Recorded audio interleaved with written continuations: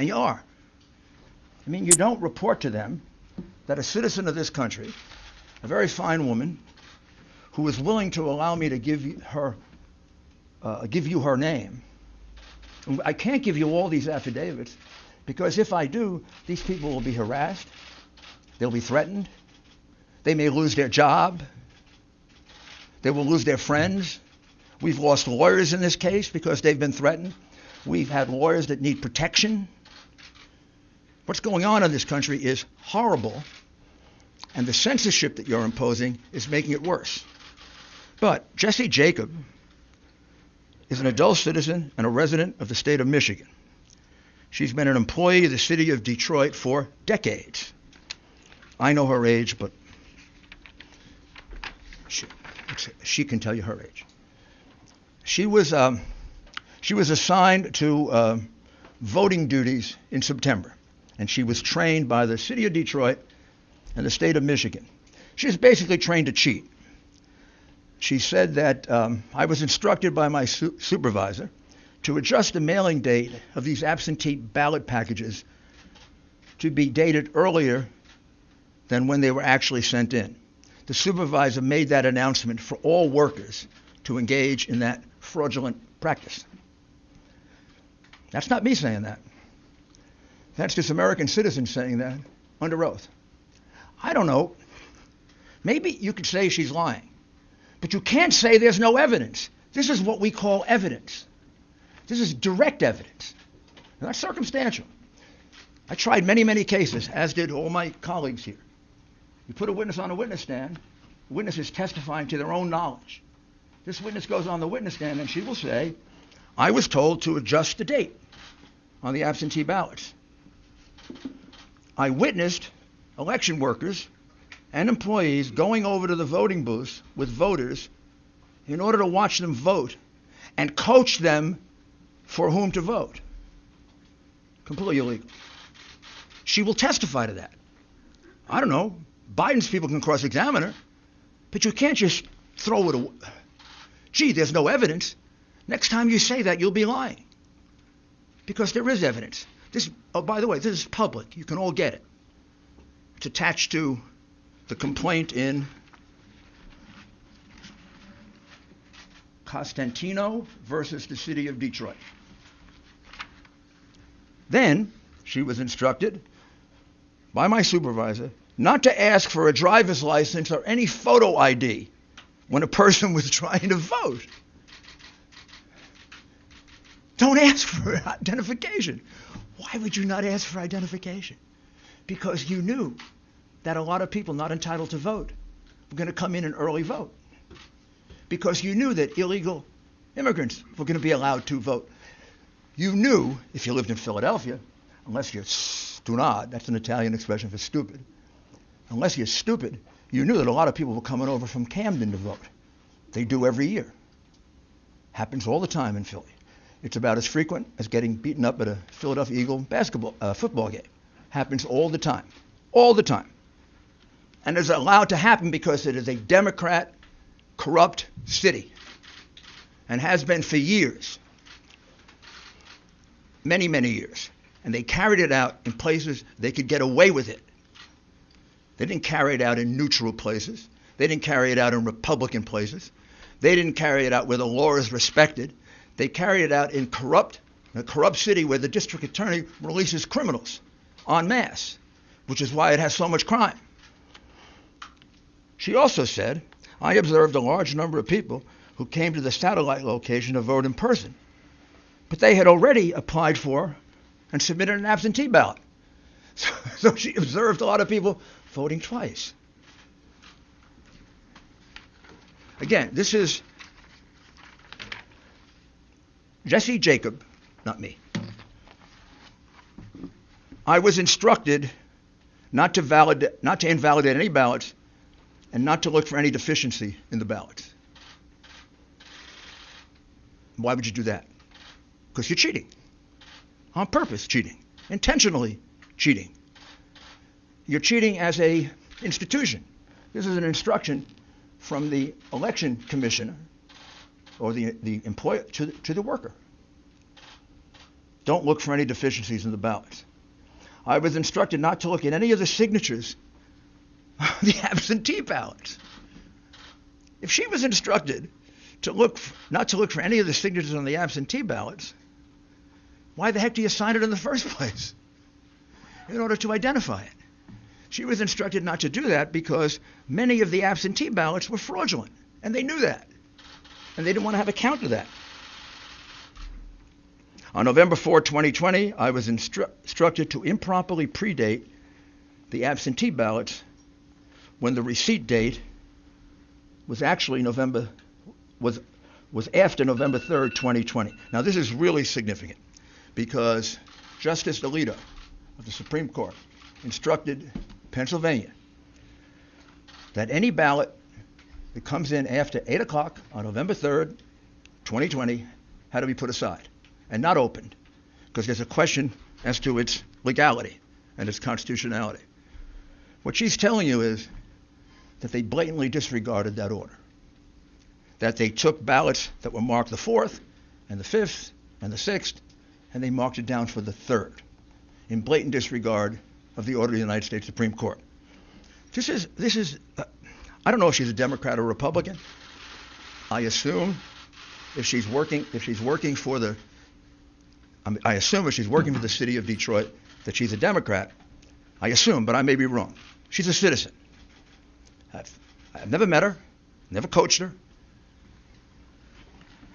And I'd like you to note that it's signed under penalties of perjury. We have 100 more of these.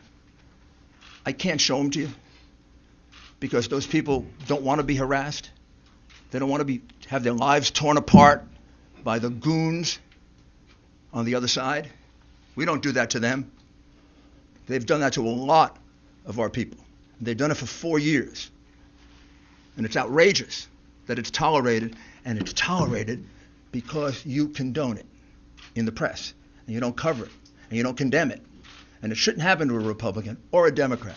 A lawyer shouldn't have to withdraw from a case because he's representing the President of the United States. There are many more affidavits here. I'd like to read them all to you, but I don't have the time. You should have had the time and energy to go look for them. That's your job. Like it's my job to defend the President and to represent the President. It's your job to read these things and not falsely report that there's no evidence. Do you know how many affidavits we have in the Michigan case? 220 affidavits. They're not all public, but 8 of them are. 4 affiants here, those are people who give affidavits, report an incident that under any other circumstances would have been on the front page of all your newspapers if it didn't involve the hatred that you have, irrational, pathological hatred that you have for the President. What they swear to is that at 4:30 in the morning, a truck pulled up to the Detroit center where they were counting ballots. The people thought it was food, so they all ran to the truck. It wasn't food. It was thousands and thousands of ballots. And the ballots were in garbage cans, they were in paper bags, they were in cardboard boxes, and they were taken into the center. They were put on a number of tables. At that time, they thought all the Republican inspectors had left, all but 2 had, and an employee of Dominion, who we will address a little bit later, Dominion. And here's what they jointly swear to, that every ballot that they could see, everything they could hear, these were ballots for Biden. When they saw a ballot, these were ballots only for Biden, meaning there was no down ticket, just Biden. Many of them didn't have anything on the outer envelope because these ballots were produced very quickly, very swiftly, and they're estimated to be a minimum of 60,000, maximum of 100,000. Many of them were triple counted, which means they were put into the counting machine this way. Once, twice, 3 times. I didn't see that. I don't know that, but for the fact that 3 American citizens are willing to swear to it. And we're not going to let them go to court and do that? We're going to let this election go by when there are, in this case, 60 witnesses that can prove what I'm saying to you and other acts of fraud in Michigan? I mean, what's happened to this country if we're going to let that happen? What happened to this country if we're going to cover that up? We let Al Gore carry on an election dispute longer than this one has been going on for one state and for Chad's. This happened in Pennsylvania. It happened in Michigan. Michigan probably, right now, if I count up the affidavits, just one case alone, Trump v. Benson, a case that we dismissed today because that case was attempting to get the Wayne County Board of Supervisors to decertify. Well, they did. They decertified. That case has 100 affidavits. And the 100 affidavits show essentially what I've talked to you about. Counting ballots improperly, counting them 3 and 4 times, having people vote 3 and 4 times, changing and backdating ballots to the point of at least 300,000 illegitimate ballots that we can specifically identify. The margin in Michigan was 146,121, and these ballots were all cast basically in Detroit that Biden won 80-20. So you see a change as a result of the election in Michigan if you take out Wayne County. So it's a very significant case. That is being raised in the case of Costantino versus the city of Detroit. Not by us, but by an individual plaintiff. We are helping and assisting in that case, however. And you can find all the affidavits that you want filed in that case. And you can find out they're not just allegations, they're allegations supported by sworn testimony, which is a lot better than Joe Biden has ever done on anything. He doesn't answer questions, much less give you sworn affidavits. Wisconsin had a very small margin, 20,544 last time I looked. In Wisconsin, without going into great detail, very similar plan. Republicans shut out in the city of Milwaukee and also in Madison. Republicans almost uniformly shut out from the absentee process, not allowed to inspect, not allowed to look at the ballots. We have in Milwaukee and in the state of Wisconsin a much stricter law.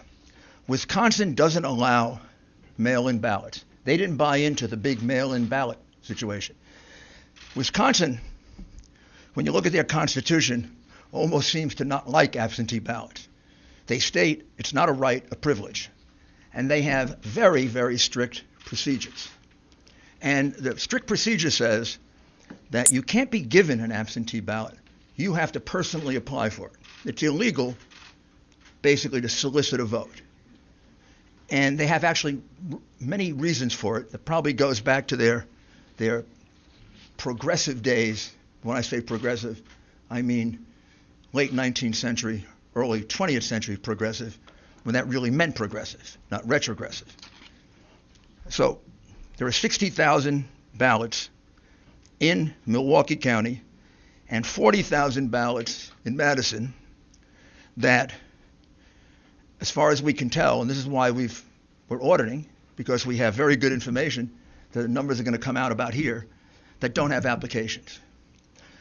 Under the law of the state of Wisconsin, already decided, if there's no application for an absentee ballot, the absentee ballot is thrown away.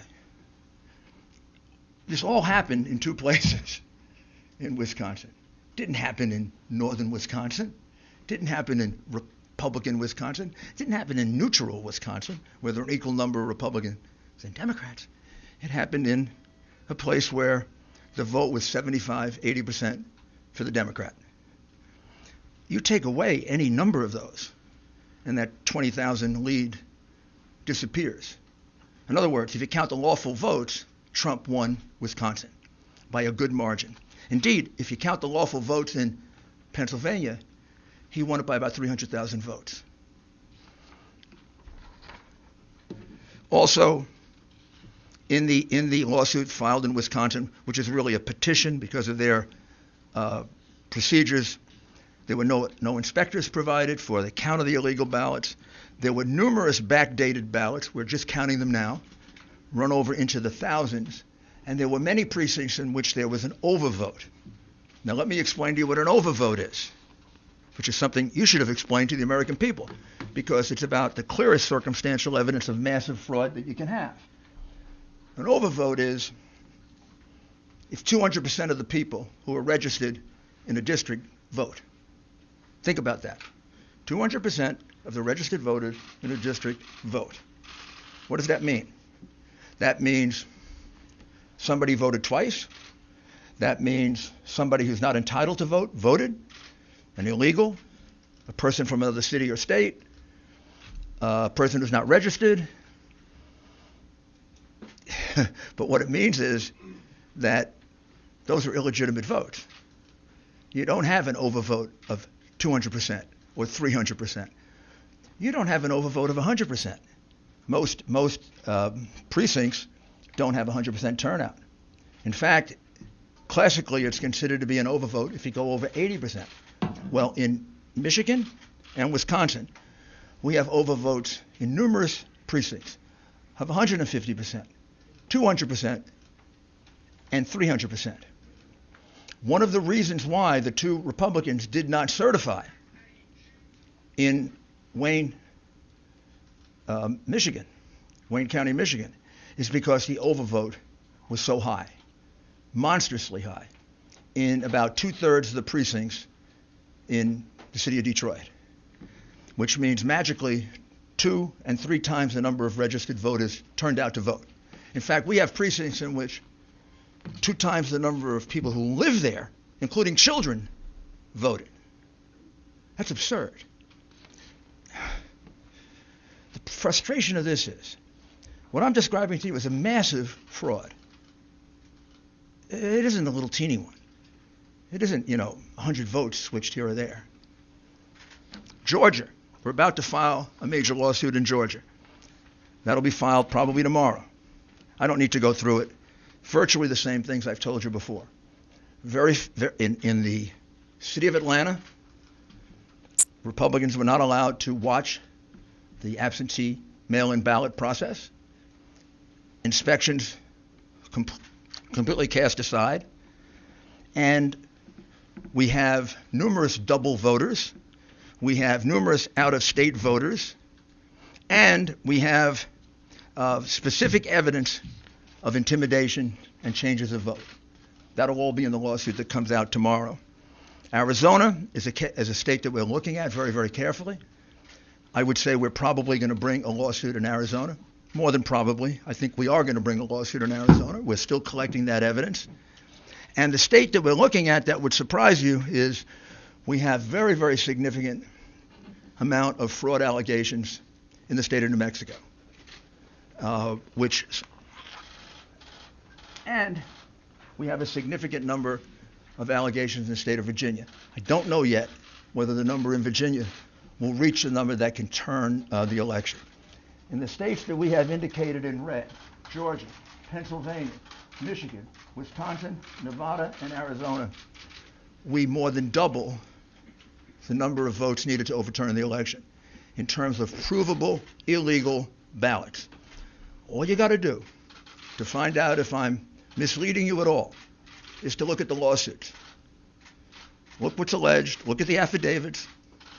Maybe we can supply more affidavits. In order to do it, I have to get permission from the people. But in the materials I have here, there are at least 10 that come from citizens. We have 1,000 at least. And we're getting more every day. And there are other aspects of this fraud that at this point I really can't reveal. This is really enough. It's enough to overturn any election. It's disgraceful what happened. And I'll conclude by asking you to just think about this for a minute. What happened on the morning of November 3rd when they were going to count this new kind of ballot, this mail-in ballot? Did every Democrat leader in Pennsylvania and in Michigan and in Wisconsin and in Georgia and in Nevada and in Arizona, they all wake up and all separately have the same idea? Did they all separately have the idea that we're going to put Republican inspectors in pens? We're not going to let them look at mail-in or absentee ballots? They all independently come up with that. Like, just by coincidence. They say, hey, we're going to put the Republicans in pens and corrals. We're going to do it in Pittsburgh. We're going to do it in Philadelphia. We're going to do it in Detroit. We're going to do it in Milwaukee. We're going to do it in Las Vegas. We're going to do it in Phoenix. What did I miss? Oh, we're going to do it in Atlanta. Or isn't the logical conclusion that I think any jury would accept after they heard this evidence that somebody had this plan? Maybe that was always the plan, to do this very, very questionable form of voting, which has been criticized by President Carter, by Secretary Baker, by most experts on election reform. I think the logical conclusion is this is a common plan, a common scheme. It comes right directly from the Democrat Party, and it comes from the candidate. Clearly. That's the reason why Hillary Clinton said, don't concede, even if you're losing. That's the reason we had a Freudian slip by the candidate. And he said he had the best voter fraud team in the country. That's the reason why he probably didn't have to go out and campaign. He had to have known what they were going to do. This had to be planned in advance.